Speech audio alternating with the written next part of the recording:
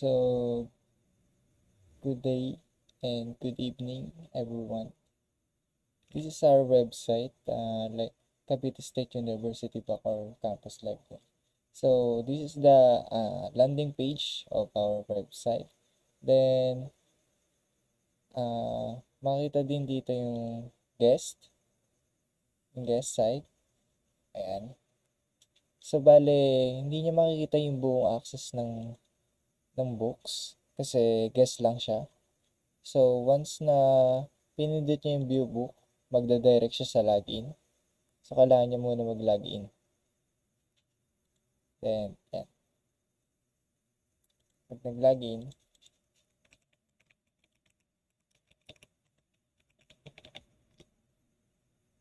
so, bale, ito yung student side or user side. So, nandito yung catalog, which is yung nandito lahat yung mga books na available sa library. Then, yung top collection naman, dito is yung favorite books or yung bookmark na gustong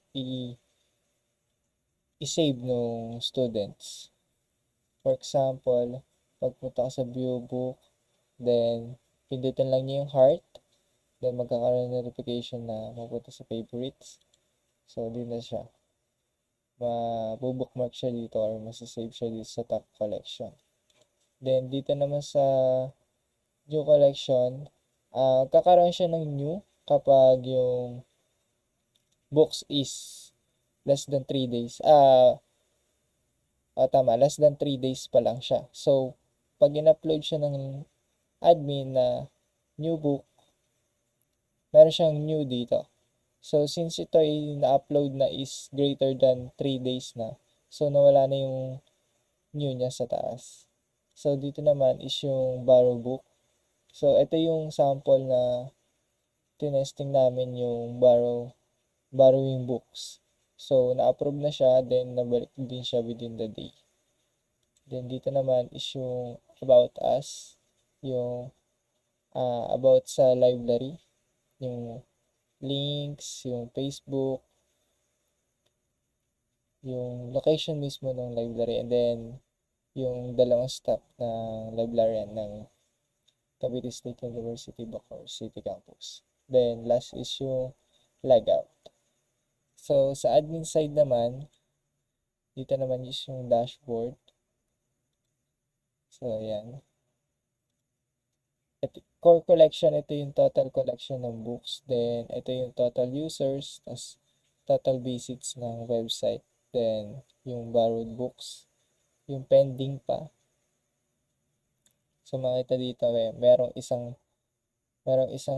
nag-borrow noong January, sa month ng January, this January. Then dito naman yung pie charts, which is isa pa lang yung category. So, ibig sabihin, 100% yan, Filipiniana.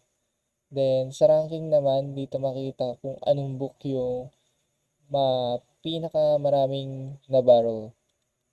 Diba? Tama ba? Most borrowed books na sa website, sa library ng Bacoor Campus. So, kuwari yan, meron na-borrow, may nakapag-borrow na ng isa na elements of marketing. So, magka-count siya na meron na isang ano. So, siya yung top 1 or rank 1.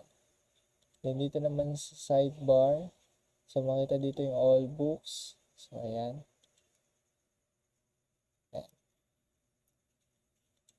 Then, dito sa add new. Ayan. Then, makita din dito yung borrowed books. Kung sino yung mga nagbaborrow. Ano pa yung ano. Tapos dito naman sa part na to is yung request borrowed books. So, try natin mag-borrow. So, dito sa part na to, pag click ni user yung borrow, so yeah, your book request has been sent. So, dapat i-accept niya admin muna yung books. Ayan. Bago siya totally na approve. So, dito yung makita. Ayan, nakalagay pending pa. So, pag pinindot ni admin, yung accept, then refresh lang to, then makikita na meron na siya, approve na yung borrowing books. So paano magkakaroon ng return date yan? So kailangan mabalik ni user sa mismong library yung mismong book bago i-update. Nilabla yan yung return button. So pag kuwari nabalik na ni student yung book sa mismong library, then na ano niya tawag doon,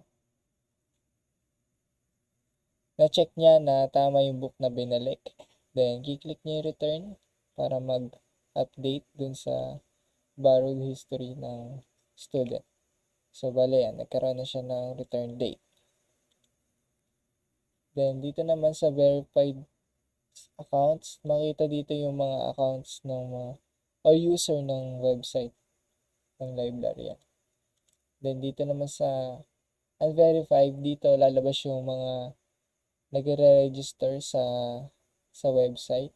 So hindi siya basta-basta makakapag after register, kailangan mo na i-accept ni admin bago siya makapag-login sa website na to.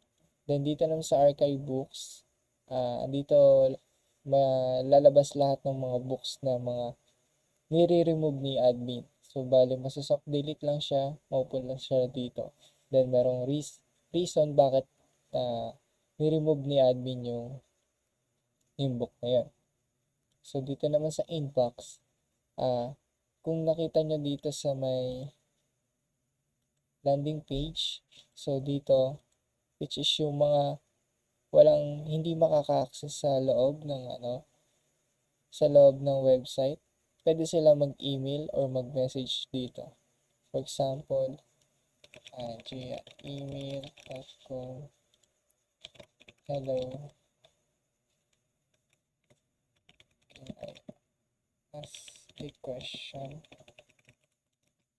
Ayan. So pag nag-send si guest, which is guest nga lang siya kasi nandito lang siya sa labas. So pag send niya yan, message send. So makita yan dun sa makita yan dito sa inbox. So yun lang po. Thank you.